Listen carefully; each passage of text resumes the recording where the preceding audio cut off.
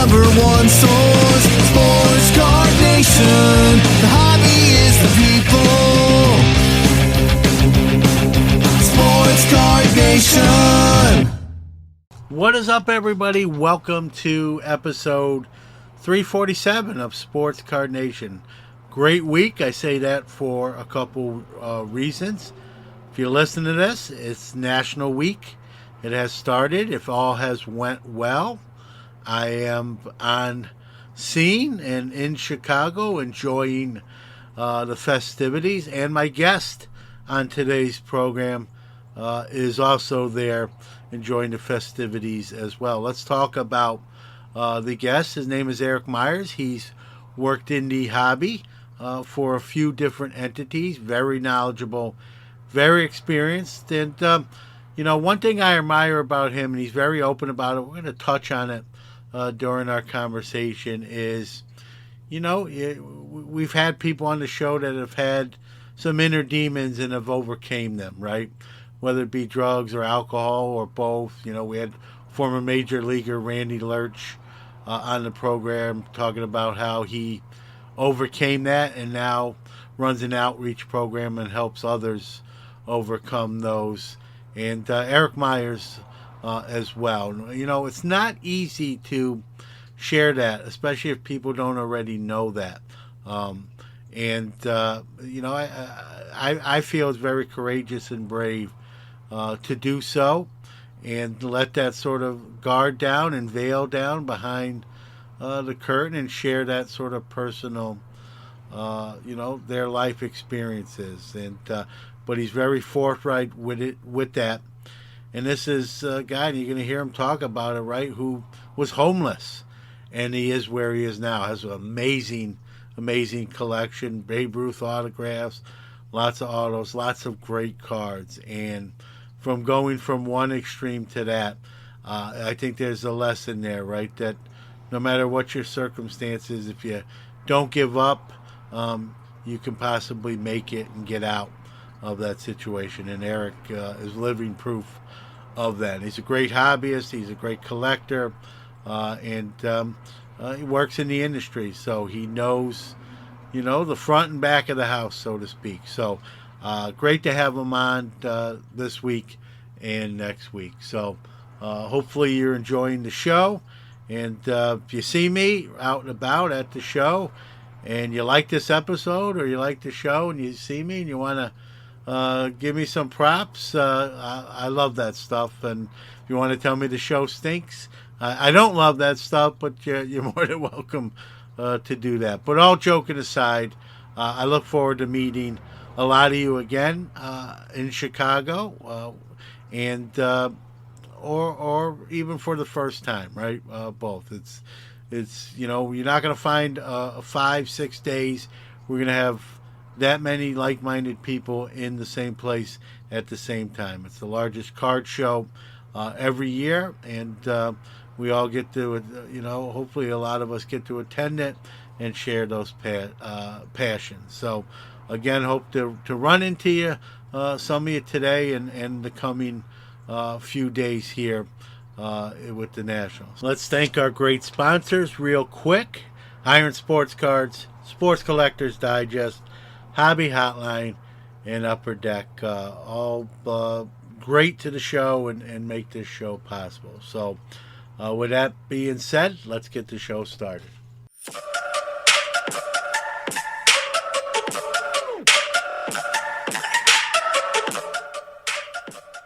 All right. Hey, I'm happy to be joined on the Sports Card Nation guest line by Erik Myers. He's a gentleman who's wore many hats in the hobby, but probably the most important one, right, is collectors like all of us. And going to definitely tap into his experiences.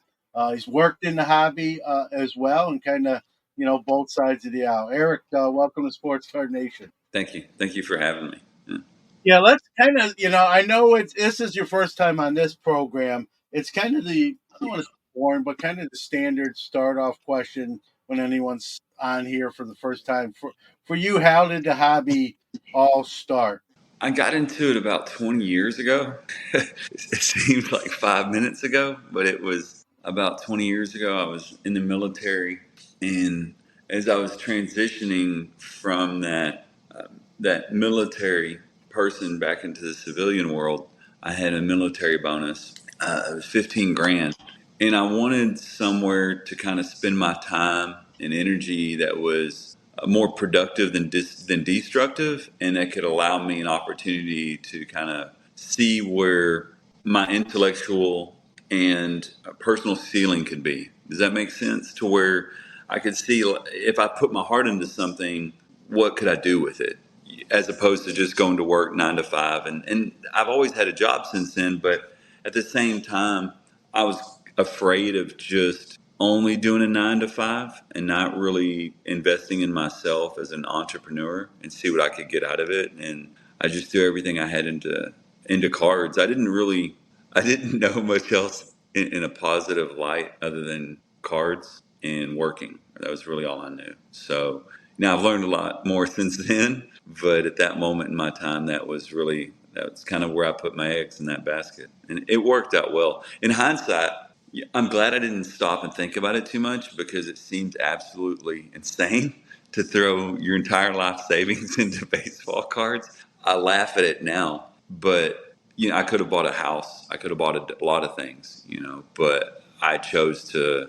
I felt like the best investment was investing in myself. Yeah, it makes sense, right? You want to be passionate, like you said. Nothing wrong with a 9 to 5 job, but maybe something you enjoy. If you can do that, right, you can enjoy that sort of work more, if you will. Also, want to make sure I thank you for your service to this country. I know many others would probably echo those sentiments as well. Like as a young kid, even before you as became an adult, was cards something you did even as a kid?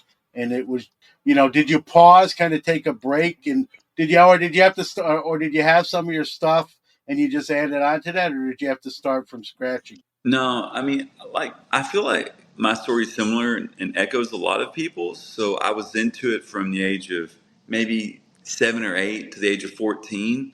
My dad would buy packs with me, nothing expensive, tops, 80-cent packs, dollar packs and stuff. And he had, of course, the 3-ring binders that most of our fathers had, the 9-slot sleeves. And he was an avid Rangers fan. He didn't collect anything else, just Texas Rangers. So we were big on Nolan Ryan, Pudge Rodriguez, Juan Gonzalez, Julio Franco, Ruben Sierra, Rafael Palmeiro, Bobby Witt, those quintessential Texas Ranger players. And it allowed me a way to kind of connect with them. And I played sports in high school and junior high, mainly baseball. I played football too, but my passion baseball. And I did take a break, as I feel most people when you get to 14 or 15 and then you get really involved in sports, you start dating, that normal life. Yeah, I mean, my life probably had a little bit more extracurricular activities than I needed in my life at that moment in time. So I did pause, but it was kind of the last thing that I loved with purity, and I've always been good with numbers and memorizing numbers. So I loved memorizing back in the 90s and the 80s, the players' career stats were on the back of the cards, right? So you could analyze how many hits they had and what year, what was Babe Ruth's career home run total, what was Tony Gwynn's best total. You look at those players and you can kind of memorize them and dissect when their primes were versus some player A's prime versus player B's prime. So I just remembered that I loved it a lot. And I didn't think that there was really anything else I wanted to throw my heart into other than something I loved. Because there's a good chance whatever you do in life doesn't work out. And I would rather put all my eggs in a basket of something that I love. Because if it didn't work out, at least I knew that I could truly say I poured my whole heart and soul into it. And I gave it my best. And because there's always that chance something doesn't work out. I didn't want to fail at something I hated. I would rather fail at something I loved. Yeah, But that makes a lot of sense. So when you decided to make this leap, like you said, with 15K, where did you start? Like, what did you decide to do? I know that's probably a weird way to ask it, but sort of, how did you do it? Was it like, did you game plan, like, I'm going to do like buy some stuff and set up at shows? Kind of how did you lay the groundwork for what would become a hobby career in a sense? I just went right to singles. And I was fortunate enough to have people in my life that I had met on eBay that told me, hey, these are the kind of grading companies you stick with. This is how this works. This is where you do your data research. These, just kind of navigate. This is how you look at completed comps. Because we didn't have Card Ladder and alt completed sales. We didn't have this massive influx of technology that's at our fingertips. I mean, you got to think the iPhone 1 wasn't out really. I mean, it came out, I think, probably the year after. There was no Instagram, Facebook, TikTok, none of that stuff, right? That stuff didn't exist. So you had to do it the hard way. Emails, text messages, you had to write people's stuff down, make sure you logged in your phone. And I really just stuck to singles and graded singles. The two things I went into first, one of them was good, one of them probably wasn't good. I loved football, and football it didn't take me long to realize that's more of a, it's growing globally now, but at the time, you back up 18, 20 years ago, that was purely a domestically loved sport, right? And there's not a lot of positions that sell at high dollars, especially 18, 20 years ago. So I Yeah. learned that mistake. And even when you collect in the at the time, your Joe Montanas, Walter Paytons, Jerry Rice's, Emmitt Smith's, Barry Sanders, that arbitrage wasn't there potentially. And there's always a risk for injury. So the other thing that I got into was I just love ink, autograph stuff. I had a BGS 9.5 with a 10 auto Jerry Rice rookie. There was one time I picked up a 52 tops. All my friends told me that I should buy the higher graded unautographed one versus I think it was a 4 with an 8 or 9 auto, 4 or 5 grade with an 8 or 9 auto, a 52 tops mantle. I could have got this. I could either go for I think it was a 6.5, or I could do the 4 with the autograph. And of course, and I should have stuck to my heart and bought the 4 with the autograph, but I bought the I think it was 6 or 6.5 or something instead. But I stuck to vintage baseball, vintage football, a little modern football, and ink. I just always have loved ink. It's just kind of been my thing. Time for a quick break, but we'll be right back. For nearly 50 years, Sports Collectors Digest has been the voice of the hobby, bringing you comprehensive coverage of the sports collectible industry. From industry news, auction results, market analysis, and in-depth stories about collectors and their collections, Sports Collectors Digest has everything you need to know about the hobby. SCD is also your leading source for listings of sports collectible dealers, card shops, card shows, and the latest from the industry's top companies. To check out all the latest news or to subscribe to the hobby's oldest magazine, visit sportscollectorsdigest.com or call 1-800-829-5561. Thanks for sticking with us. Let's return to the show.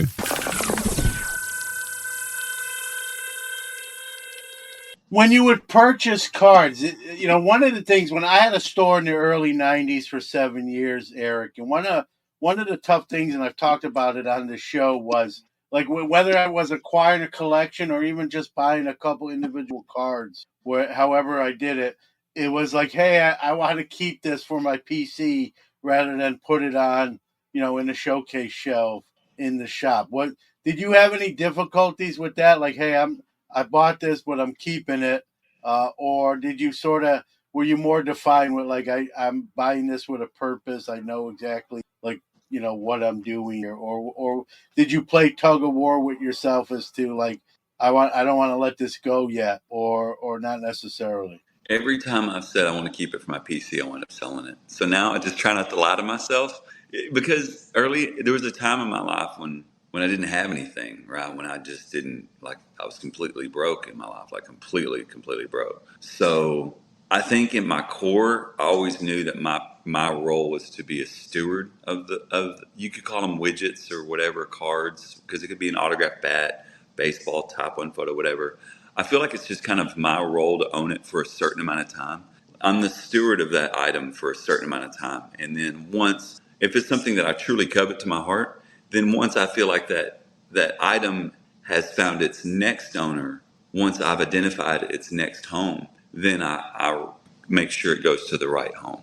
And I think that's my best role in this hobby right now is to just be a good steward, a good educator of these items. Because there's a lot of stuff that I've had and I've always swore up and down I'm not going to sell it. It was a lie pretty much 100% of the time. The right money comes along, I sell it, it goes, and then I think I've learned this the most in the past 10 years. God can't give me my next blessing until I'm willing to let go of the last, right? So he knows my heart better than I do. So for me, there might be some dream card that I really wanted deep down inside, but I can't get that one until I let go of the next one. And then there's also the thing that I have to learn. I don't need to get overly attached to physical property because that's probably not what's best for my heart. To just enjoy the moment of owning it, enjoy that moment that it brings me, and learn as much as I can about it, and then let it go. Right? Because when I got into this 20 years ago, I would have done it for just making a few $100 a month. Right? Like that would have been that was if I could have made $500 a month, that would have been the hugest blessing ever. So to have made a lot, enough money to have retired twice probably is way beyond the biggest blessing I could have had.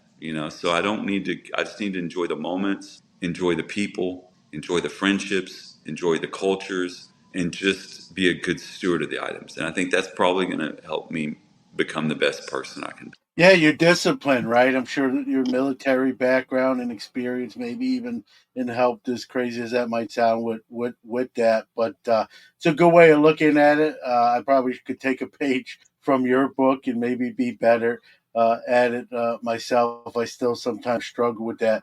I'll put you on a little bit of a hot seat. Like, is there anything that's at the top of your head or that you sold that like now you're like, man, I wish I could have a mulligan, or I wish I still had that, or once you make a transaction, you sort of like can't go back in history. Yeah, the last two things that crossed my mind are I had a PSA 9 39 play ball Ted Williams rookie and a PSA 7 48 leaf Satchel Paige. The PSA 7 was dead centered, and I've never seen a Satchel Paige that nice my whole life. That thing was insane. It should have been an 8 or at least a 7.5. And Ted Williams is my favorite player. Babe Ruth's number 2. Ted Williams is my favorite player. And I had chased that PSA 9 for 14 years. I got it. I didn't own that thing a year and sold it. Those two will probably haunt me until my last breath. Will always want those back. But that being said, and what's crazy is the money I made from that, I bought some other items, and then I lost like 300 grand in a year. Like I lost all the profit plus a lot more. That taught me something. I don't think I would be in the situation to own like the Bitcoin I own now and other stuff I own now had I not sold those items. But I will always want those two back. It's just hard with vintage. The stock is so sensitive. They're so delicate. You would hate something to come out down the line that maybe the cards were trimmed or something, which those have been reviewed probably 100 times, and I don't think that was the case. But you just have to run that, because I mean, thankfully PSA offers a financial backing if they get the grade wrong, but there's a cap. It's like and it's still good. It's 250,000. But when you're talking about cards that are well excessive of that, you just have to think. You just got to think sometimes. Where's your risk versus reward? And at the time, also Bitcoin was at a low point. I knew transitioning a lot of that money would have moved over there. So I put a lot in Bitcoin. I put stuff in cards, made great money on the Bitcoin, lost money on the cards. It is what it is. But those two items, 39 play ball, PSA 9 Williams, 48 leaf Page, man. I can see by your body language, like even talking about it, like you know what I mean. Now, let me ask you. Now, do you have obviously Ted, like you said, Ted Williams is your guy, your favorite player. Do you have maybe not a 9, but I'm assuming you have another play ball Williams, or No, is it too good? Like if you don't get like what you had, you don't want it. Like how? So no. I've owned probably 15 eights. I mean, there's once you run around that track so many times, you're just like, what am I doing right now? I have a really. What's weird is my favorite Ted Williams item I own now is an Upper Deck 406 baseball. It says Ted Williams dot 406. They made 1941 of them because that was the year he hit 1941. That was the year Yeah. he hit 406. So Those are really hard to find in really white condition. Most of them toned. It's probably worth $1,500, $2,000. But yeah, no, I mean, I actually don't even own another Ted Williams card. It's weird because Ted Williams is my favorite player, bar none. Don't own one Ted Williams item card. Barry Sanders is my favorite football player, bar none, and I don't own one Barry Sanders card. So it's strange because they own my heart, but I don't have any money invested in them, and it's the dichotomy in that is really strange. I think it's for whatever reason it's just meant to be that way. Yeah, is it maybe you don't want to go there because you'd be less tempted to move on from the card? You think it's subconsciously that, or No, something else? No, I truly think it's just because I love the player. I don't want to blend the difference. So it's kind of, I was really good at billiards at pool, really good for a long time. I worked at a place called CJ Wiley. CJ was the youngest 9-ball player in the world. I think he won 2 world championships. So I used to play against him because he owned the place in Dallas. And he would always ask me, and some of the other workers that worked at the place, like, Eric, why don't you play for money? Why don't you hustle? Because I loved billiards. I really loved pool. So I didn't play for money.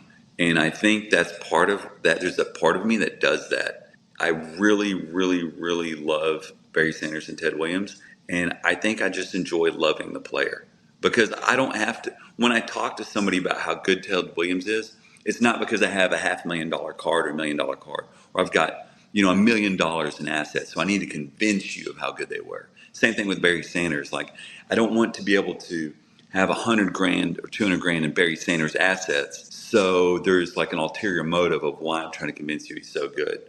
I truly just think Barry Sanders was that good. I truly just think Ted Williams is that good. There's no monetary backing behind my reasoning. It's just purely Erik Myers. And I actually enjoy that because part of me has to recognize that there has to be a part of me that still loves this regardless of the money. It can't just be, I love it, and there's a lot of money attached to it, right? There has to be a part of me that still holds on to that purity because that purity is what brought me here. So I've come to the conclusion the best analysis of, analyzing myself is that's most likely what the case is. Because I can talk to people all day long about why I truly believe Ted Williams is the greatest hitter of all time, and I don't own any of his stuff. It's just my true opinion. I get that. Hearing you explain that, it makes a lot of sense, right? You keep it pure, knowing, when you're talking about these two particular athletes who you love for their greatness, right? You can say, hey, I don't even own any of their stuff. It's just because this is this is how I really, and I get it. It makes sense. It makes all the sense. Awesome insight from Erik. Happy to have him on the show. We're not done. We've got part 2 coming up next week, and part 2 we're gonna get into some of the darker stuff during his life that thankfully he's overcome, and again courageous and brave to share his personal story. Not easy to do. Might sometimes look easier than it actually is. So that'll be next week, so don't miss that. We're going to hear from our Hobbies of People announcer and wrap up this week's episode. Time for our Hobby is the People announcer of the week. Hey guys, this is Dylan from YouTube, Double D Vintage Baseball Cards, reminding you that the hobby is the people. If you'd like to be the Hobby is the People announcer of the week, do a WAV or MP3 file and send it to sportscardnationpc@gmail.com. Leave the gun. Technical only.